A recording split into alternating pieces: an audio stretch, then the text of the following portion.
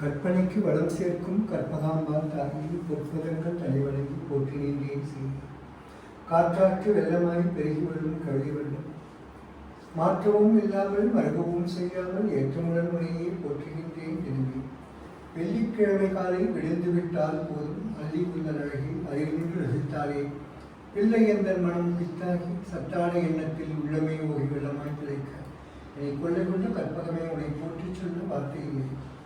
ஏழை எனக்குத்தான் எத்தனை செல்வம் தந்தாய் கேடில் கல்வி மாதளம் இன்னல் நீக்கும் மருத்துவம் வாழைதன் பிரிநீக்கும் மகத்துவம் மேடையில் தோன்றி சோழியும் போகா சொல்லத்து நல்ல குடும்பம் நல்ல மனைவி நல்ல பிள்ளை தெய்வீகம் அனைத்து மதித்து என்னை செல்லப்பிள்ளையாய் சீராட்டும் தாயை உன்னை நினைக்கிறேன்.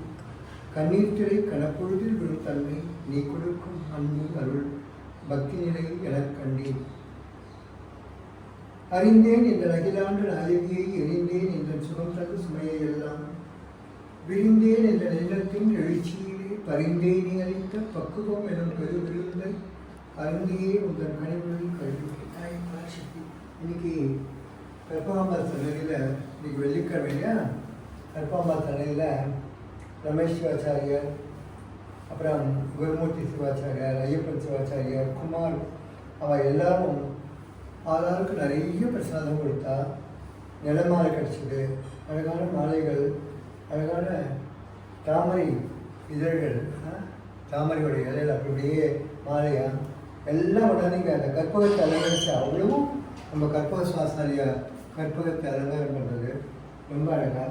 வழக்கம் போல் எங்களுடைய ஒப்பனை கலைஞர் ரேணுகாதி அவர்கள் சத்யா ரொம்ப அழகாக கலைவண்ணத்தோட ஒரு நளினத்தோடு பண்ணியிருக்காங்க. அவங்களுக்கும் எங்களுடைய நன்றி. இதெல்லாம் பார்த்து நீங்கள் வெள்ளிக்கிழமை நம்ம கற்பகதாசனுடைய கற்பக சுவாசாரி அம்பாள் எவ்வளோ அழகாக அலங்கரிக்கப்பட்டு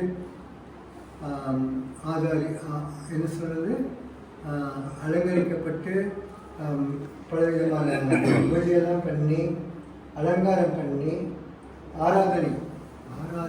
ஆராதனை பண்ணி ரொம்ப அழகாக. இந்த கற்பகத்தை பற்றி பேச ஆரம்பிச்சோன்னா வார்த்தைகள்லாம் தடுமாறுறது. மொந்தைகள் குளித்தவன் போல் மோன நிலை ஆகிவிட்டேன்னு சொல்கிறேன், அதே மாதிரி ஆகிடும்.